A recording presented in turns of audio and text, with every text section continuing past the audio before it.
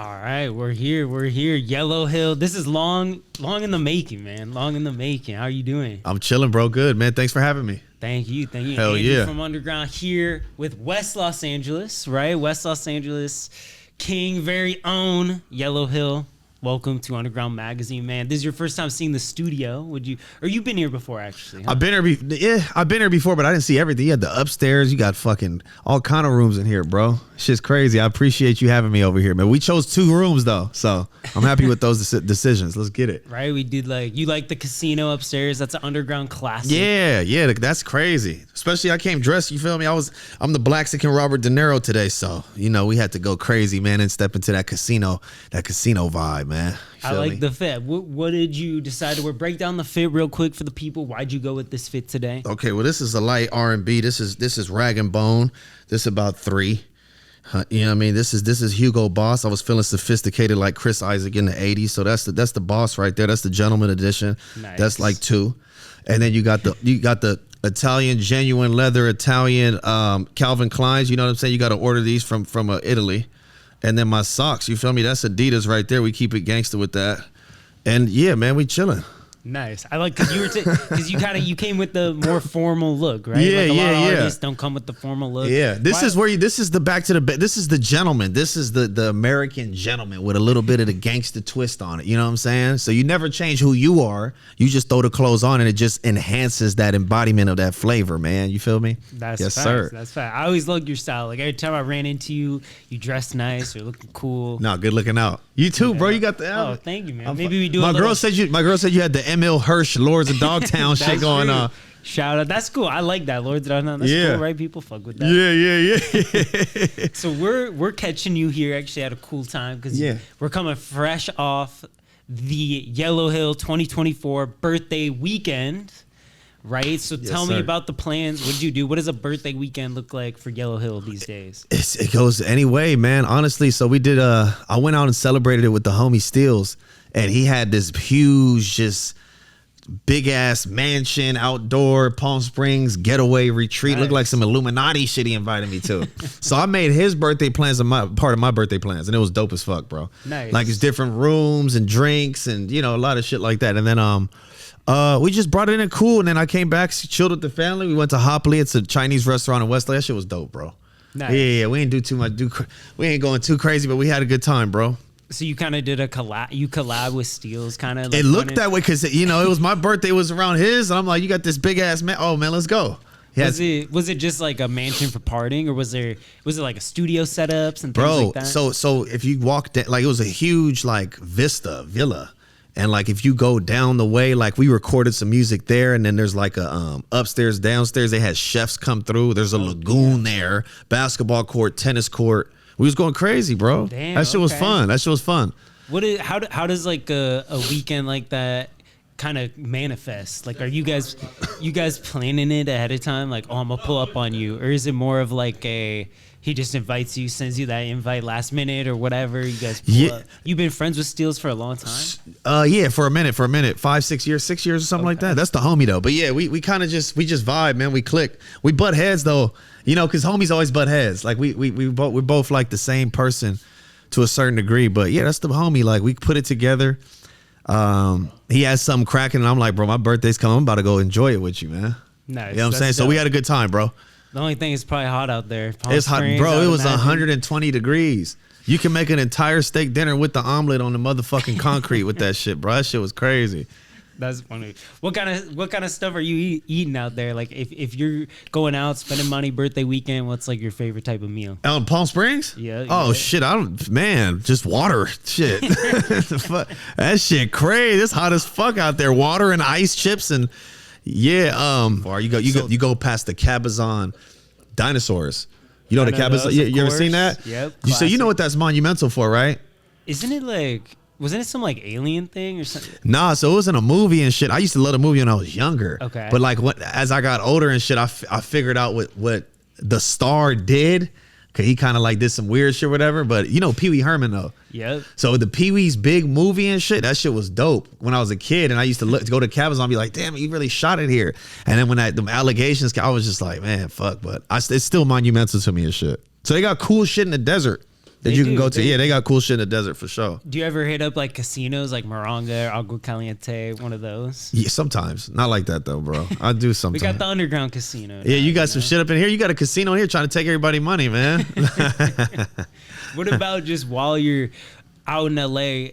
What kind of food spots do you like? Like, I'm always just curious. Like, do you have spots that you go to regularly that you? Yeah, bro. Shit. It's like 2 or 3 of them I would love to tell everybody, but she would be like, "Why did you tell anybody I ate?" Then I have to fight with her for 2 hours about the food. Like, not really, but yeah, really. Like, I could give away Kushimbos. Like, Kushimbos is a good Japanese restaurant. Charbroiled chicken with the red sauce is fire. Okay. Yeah. What about, are you ever making food yourself? Do you have like a go-to meal that you make? Shit, man, I'm barely learning how to cook now, bro. I don't know how to do that shit. I'm trying to figure that shit out. Here and there, I mean, you know, like tacos are fire. The ground beef and shit like that, grass-fed, keep it healthy. Yeah. Keep it healthy. Yes, nice. sir. Because actually, when I was doing some research for this, you actually did some time where you were pescatarian, right? Yeah, yeah. Still pescatarian? Nah, bro, I stopped that shit. I was fucking with it for a minute. I was good. I was on a streak, just fish, salmon. Blah, blah, blah. This was a minute ago. And then I just started seeing taco trucks, temptations, jumping in my face. Boom, boom, try to get away from it. Boom. Last time taco truck, I seen it late night, 2 o'clock in the morning. I start busting it down. 7, 8 tacos and shit. I'm like, I'm back eating beef. That's when it's tough, right? When you get home, you chilling. Maybe you say you don't smoke a whole lot. I don't smoke at all. You don't smoke at all. I ain't smoked in like 8 years, bro. Damn. I ain't smoked in 8. That shit don't agree with me, bro. I be smoking and thinking niggas is trying to abduct me from outer space and shit, or niggas is trying to catch me. You know what I'm saying? And I'm from the hood too, right? I'm from a hood, so it's like if I would smoke, like I would be thinking motherfuckers is like looking for me and shit too. A lot of people it brings peace to, but to me, like I don't know, that shit be getting me anxious and shit. What about alcohol? I fuck with a little drink here and there. Yeah, I do like, it's weird, bro. I'm a gentleman with, I do like pickleback shots now. Oh, what is that? So that's Jameson and pickle juice. Okay. You know what I'm saying? That sounds fire. You put on some Frank Sinatra. You feel me? You put your feet up. You know what I'm saying? You get your nice heated marble floors going. You get your lazy boy couch. Boom, bam. Put Casino on with Robert De Niro. Take 2, 3 pickleback shots. Get you a nice medium rare steak, and then that's it, nigga. Yeah. That sounds nice. Where have you always been into this kind of like casino, that mafia aesthetic? I've been loving that shit since I was a kid. My mom showed me Godfather. Okay. I seen a nigga choke a nigga from the seat with the fiber wire and do one of these and shit, and just like really fuck him up. And I said, what the fuck? And I said, Mom, what are you watching? She said, oh, The Godfather. I said, yeah, run that up. I want to try to see that again. What about Scarface? I'm sure. I didn't watch Scarface until later, bro. Okay. Like, I didn't watch Scarface until later. Like, my first gangster movies I was watching was Godfather 1 and 2. I think when I was younger, the last one, The Death of Michael Corleone, was too boring for me. It was too slow. It was too much dialogue. But since I'm older, since I'm older now, I'll sit through a movie 2-3 hours just dialogue. I can do it because I'm into the cinematography of it, you know. But that and a Casino, Goodfellas, Carlito's Way, all that shit. What about like the Ocean's 11 series? I ain't seen none of that shit, bro. Okay, I actually haven't seen it either. Yeah, I haven't seen that shit. Is that mafia shit? It's like casino shit, like heist. I like the Italian mob shit. Okay. Oh, Black Mass with Johnny Depp. John Depp's John Dillinger, I think. He was hard, bro. There's like a old school mob boss, right, out in Boston, right?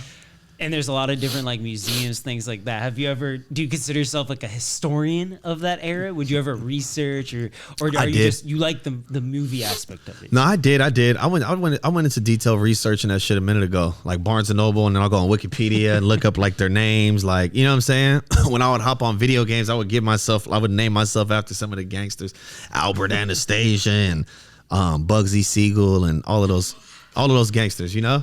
Yeah. Definitely. What about like right now? What kind of movies have you been into? Are you somebody that's like watching movies every night? Like, what does that late night routine kind of look for you? Since this is an updated interview, I would have said something else like 2-3 months ago. But right now I'm watching 80s shit. So I'm watching The Shining. I'm watching Taxi Driver. I'm watching all the Freddy Krueger's Elm Street, The Breakfast Club. I'm watching a lot of you know what I'm saying? Yeah. All of that 80s shit right now is what I'm kind of fucking with. That's just dope, bro. I used to think that shit was boring. Like just the way it looked, and I was like, that shit got me tired.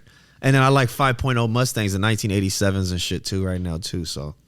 Because you grew up, what? You grew up in the 90s, right? Yeah, I'm a 90s baby. Take me a little bit back to where you growing up, right? In the 90s, where were you at? I know West LA area. Where specifically did you kind of grow up out of? Orange Grove and Whitworth was where I was doing my stomping grounds at. Like, I went to my first birthday party was at Shakey's Pizza on Olympic in Fairfax. Nice. So, you know, and then I played for the Pan Pacific Sharks and the Pan Pacific Rebels. The Sharks was soccer and then the basketball was for the Rebels. So that was West LA. That's Miracle Mile, Wilshire District. And then I grew up like in the BY area, like more so like by yourself gangsters. Like that's a hood over there. And then I started fucking around up in the Marvin's area, and I got put on that hood over there. So like I'm a just West Side baby in general. But growing up, bro, it was regular. It was cool.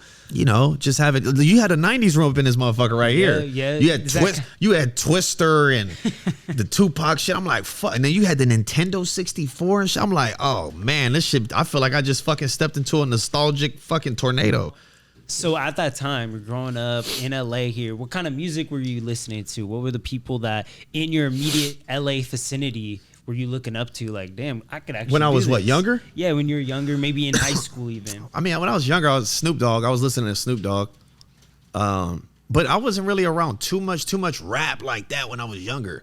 It was more so like my mama, she would listen to 94.7 The Wave, like jazz and shit, smooth jazz. And my dad, he wasn't really around. That nigga would be listening to like ranchero music because he's Mexican, you feel me? So I wouldn't be around that too much.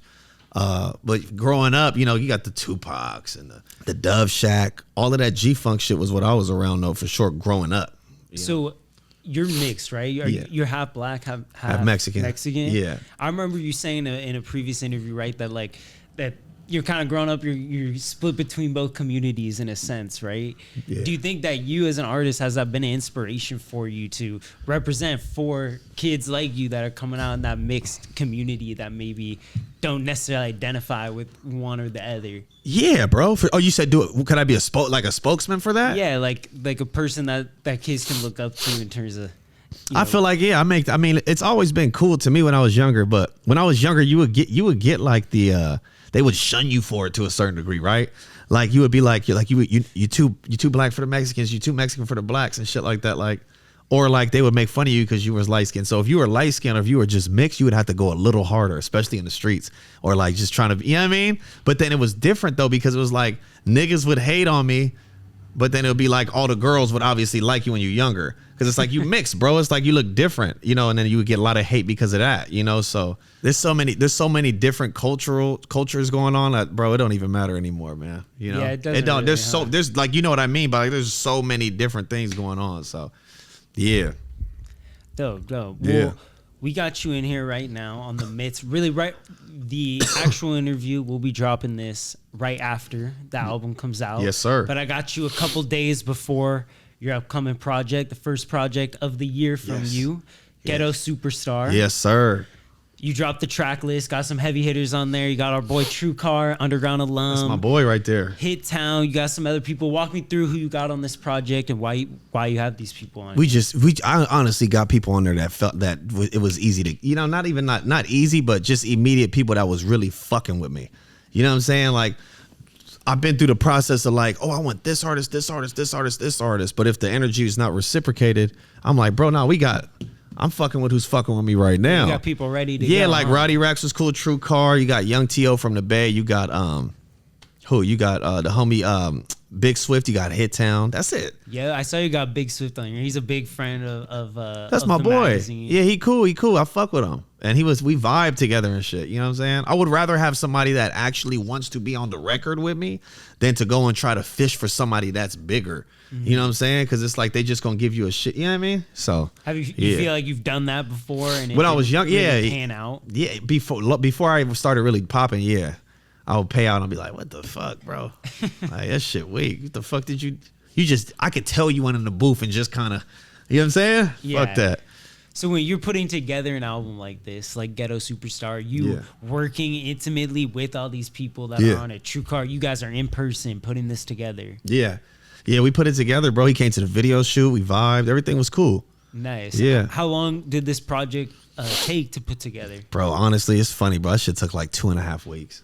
Okay. But nice. but see, that's the easy part, bro. Because I go in there like Wayne. And I'll just start busting it down. Boom, boom, boom. Tracks. I could do 20 in a day. But it's about getting the cover art.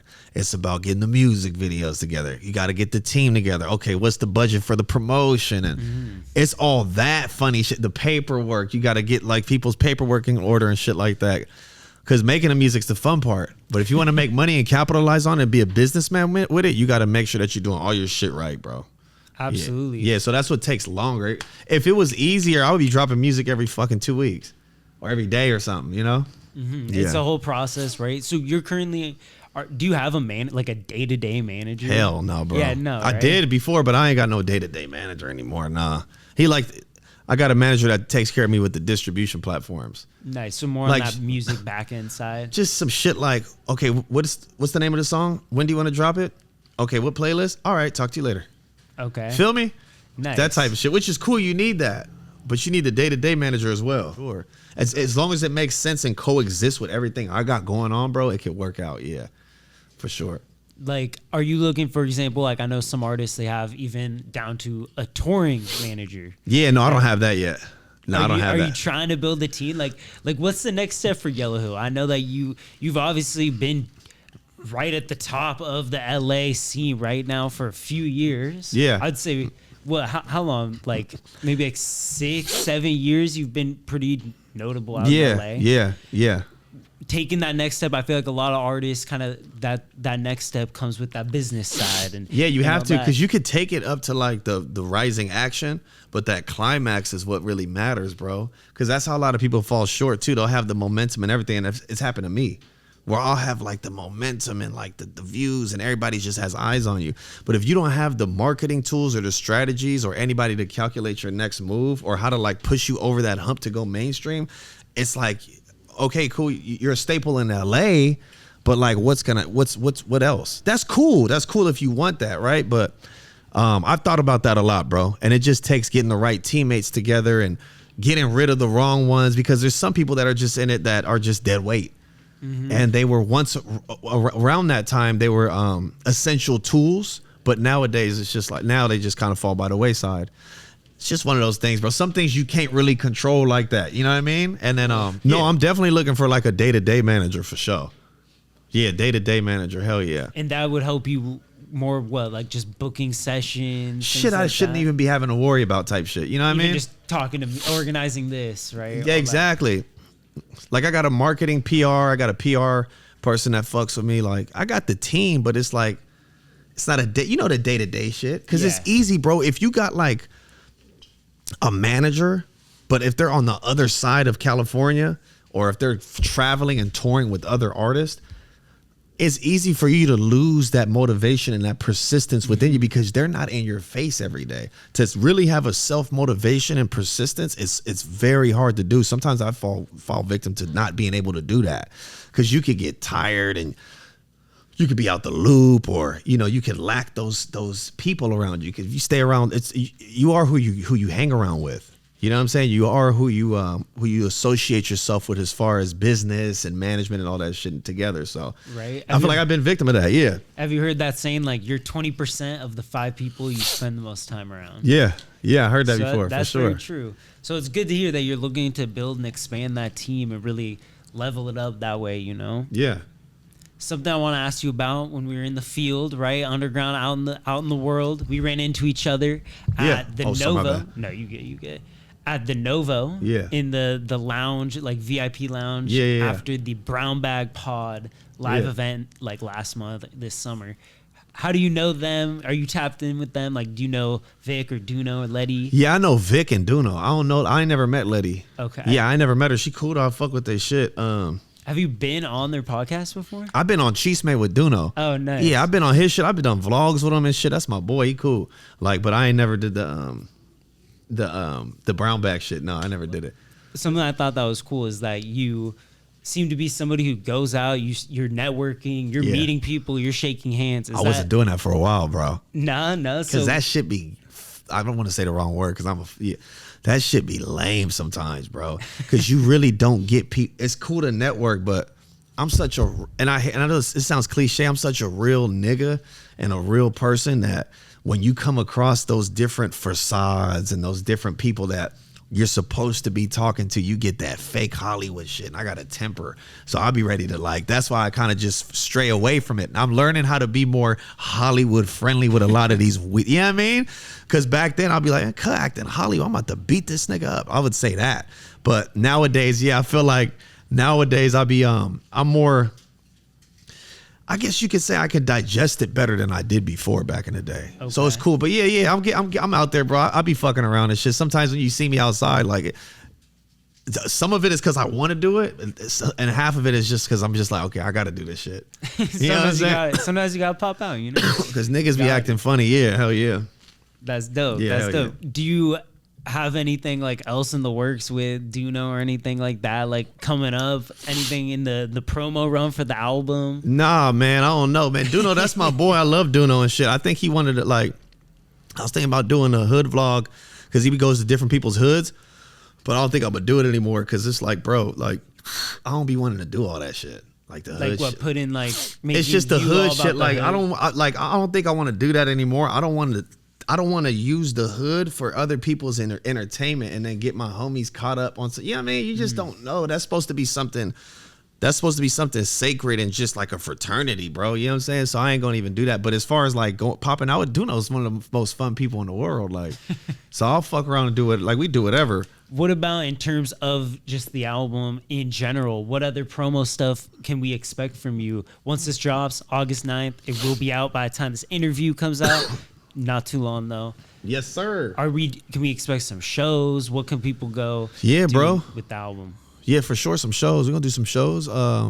Shows, just the regular shit, bro. I'm trying to flood, so I don't want to spend too much time just like, you know what I'm saying? Like, oh fuck, this is the album that I'm gonna just keep going. I'm gonna just give it to them raw and organic, and they do what the fuck they want to do with it. I don't want to do too much pay for play type shit. You know what I'm saying? Like, I will, but to a certain degree. I just want to give it to them and then keep this shit going. Nice. Keep giving them projects and projects and projects, and just give them a lot of material. That's my main goal this year and next year.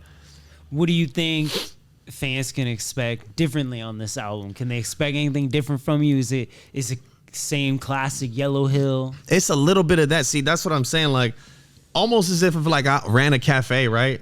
And I'm known for biscottis or whatever. How the fuck you say it? Biscottis, yeah. Is it biscottis? Yeah. If I have a biscotti cafe, right?